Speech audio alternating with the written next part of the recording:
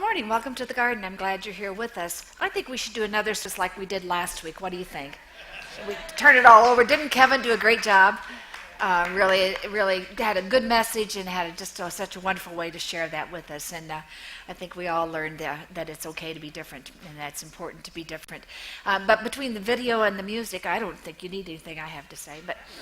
But you know, I'm not going to pass up the opportunity, so I'll share it anyway. I had a dear psychologist friend who had a deep interest in helping women in particular find their voice. Now, she had taught school for a number of years and then went back and earned her PhD in psychology, and she continued with that passion around helping, again, particularly young girls and women begin to find and use their voice. The part of the reason she did that was because of her experience in the classroom, because she had watched girls as they moved through school become more and more silent. They were afraid to speak up. They had lost their confidence. And she wanted to do what she could to kind of reverse that trend and to change things. Now, I know you probably find this a little hard to believe. You know me well enough to know that, but I have also been in places where I felt silenced. I've been, as a female pastor among predominantly male colleagues, I've often felt like I was just not there. I wasn't considered to be a part of the group, and anything I might have had to say would have been ignored.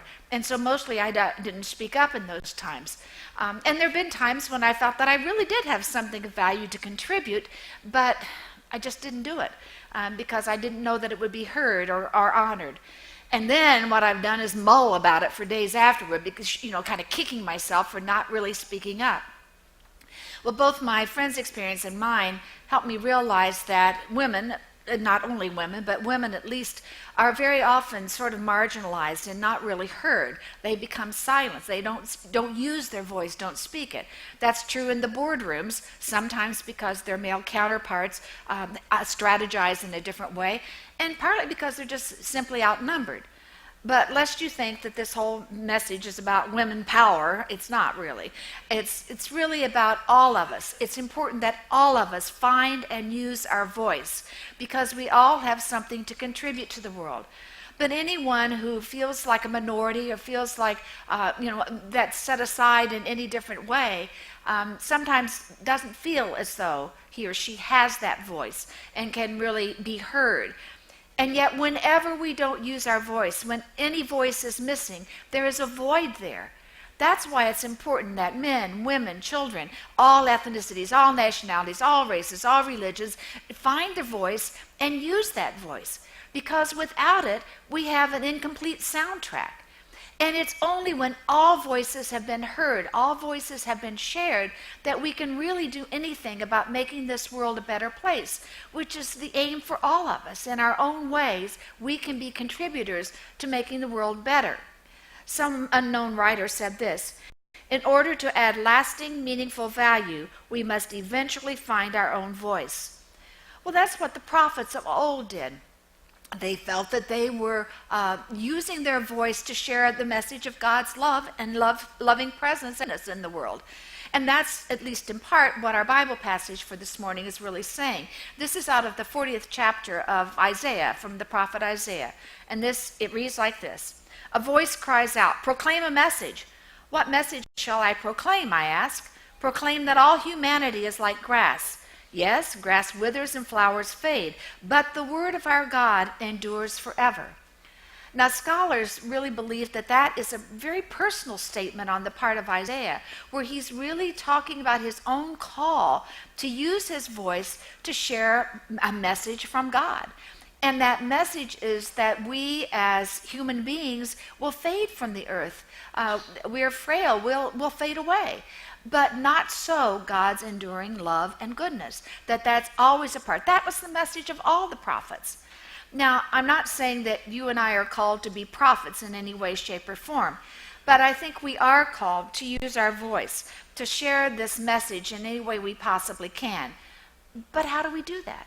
How do we find our voice, and how do we become brave enough and gather enough of our courage to be able to share that voice in this world? Well, I think it starts with really believing we have something that needs to be shared, that we do have a voice that counts, that's really important to be heard. And that's because every one of us is unique. No one else has walked in our shoes. No one else has had our life experiences. And if we don't share, then it won't be shared at all. So we have to find our voice to really help to make the conversation full and complete, to help it to be balanced and to be whole in what we're dealing with. Now, some of you know the name of Stephen Covey. Probably his most well-known book was the 7 Habits of Highly Effective People. But he followed that up with a book about the 8th habit, which had to do with finding and using our voice. He felt this was extremely important in every venue where we find ourselves in life, that we need to know our voice and to use our voice and share it in the world. There are others who also had ideas about how we find our voice and how best to use our voice. And so I'm going to share some of their thoughts and a few of my own thrown in here as to how we go about doing that. Now, one of the first things I learned in thinking about our voice is that the word voice and the word vocation meaning purpose, meaning mission in life, voice and vocation come from the same Latin word, and that word is vocare, which means to call, to invoke. And like with the prophets, they were called out. Their voice was called out of them to speak on behalf of God. And we have a voice that is called out of us. It is the why of our existence. It is really our purpose in being. It's what makes a difference in the world. So how do we know how our voice should be used? Well, there are several different ideas about how we find that out. One of the suggestions was we pay attention to that which angers us. Is it injustice? Is it prejudice? What is it that really gets us going and ignites us with a kind of anger? Now, I have to admit that I'm a person that sometimes has a short fuse, but one of the things that really gets me going is this whole thing when people quote the Bible out of context. They don't really know what they're talking about. They haven't studied it themselves. They are relying on what someone else has said, and mostly it's a misinterpretation or a misunderstanding of what's been shared. I guess that's one of the things that I'm going to miss the most when I retire is not having a platform to express myself. You put up with me. I don't, you don't have to, but you do. I appreciate it. But, I want a way to express that. And so I've been thinking about ways in which I can do that because I want to bring about some other alternative ways to view some of the misunderstandings and the misinterpretations that are out there in the world because I think it would make a difference in people. So one of the things for us to pay attention to is what causes us to become angry. What is it that really ignites a little bit of passion within us? So that's one of the things. Another thing is to think about what touches us emotionally. Think about a movie. When you go to a movie or when you read a book, what causes you to cry? Something does. What is it? What is it touching within us? Is it that the underdog wins? Is it that there's love and compassion and caring shown that wasn't expected or maybe wasn't even deserved? What is it that causes us in our own lives to cry or to be touched in any way? Is it the unexpected love or support or encouragement of a friend or even a complete stranger? So pay attention. What is it that in one way or another touches us and pulls at the heartstrings, at our emotional heartstrings? There's yet something else we need to pay attention to, and that's being aware of what matters most to us. What is the really most important thing? If we had to name one priority, one thing we really care deeply about, what would it be? What issue, what concern, what cause do we care so much about that we would do anything to further it? I know people, and I suspect you do too, who are passionate and care deeply about the welfare and well-being of the children in our world. Because we look around and see children who are missing out on good educational background, who don't have enough food to deal with their hunger, who are maybe in abusive situations, and who don't have the kind of nurturing that they need to help them be the kind of people that we would hope them to be, to make their contribution to the world. So it may be that the plight of children is that which really we believe counts more than anything else. I don't know what it is for you. It's different for each one of us. But it's really important that we find it, that cause, that issue, that concern, that we care deeply about, that we will work beyond our own self-interest to make happen. Because if we don't do that, I'm afraid the words of Martin Luther King will come true. He said, "Our lives begin to end the day we become silent about the things that matter." We cannot let that happen. We have to speak up. We have to find our voice and use it on the things that matter deeply to us.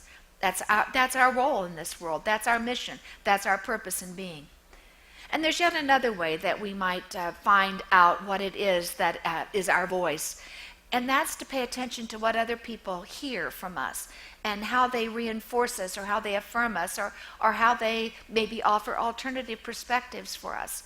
It really is a matter of listening and paying attention. But you know, the flip side of that we need to be listening to and paying attention to other people, because we can help point out that that's your voice. Use that voice, and it can encourage people in that way to really share that which is most important to them. I read a story about some teenagers who began to uncover and discover their voice and to use it, and they did it through writing. A teacher in a classroom had shared with them, introduced to them a story about a woman and her own abusive upbringing in her home. And that began to unlock the doors for many of those teenagers. And they began to find in themselves some of the things they were struggling with, things like addiction or gangs or abusive situations. And they began to share their story, to find their voice in writing. And, you know, it began as a class project, and then it became an ebook, and then it became a published book that was entitled, "We Are Absolutely Not Okay." Several of those teenagers talked about the fact that they had been totally silent about what they had experienced in their lives. They had never known they had a voice, let alone use it. And then they had begun to use it, to speak out, and they'd done it by writing. And the good news is not only had they found their voice and used it, but so had others, because they began to mentor and to coach other teenagers to help them find their voice. You see, what they and us and all kinds of people can do is to really share our voice in this world. And when we do that, we're living true to the words that Meg Rossoff said. Your writing voice is the deepest possible reflection of who you are. The job of your voice is not to seduce or flatter or make well-shaped sentences. In your voice, your readers should be able to hear the contents of your mind, your heart, and your soul. Well, I hope and pray that that's true of each of us, that we do in fact find and use our voice and reveal what's in our hearts and our minds and our spirits.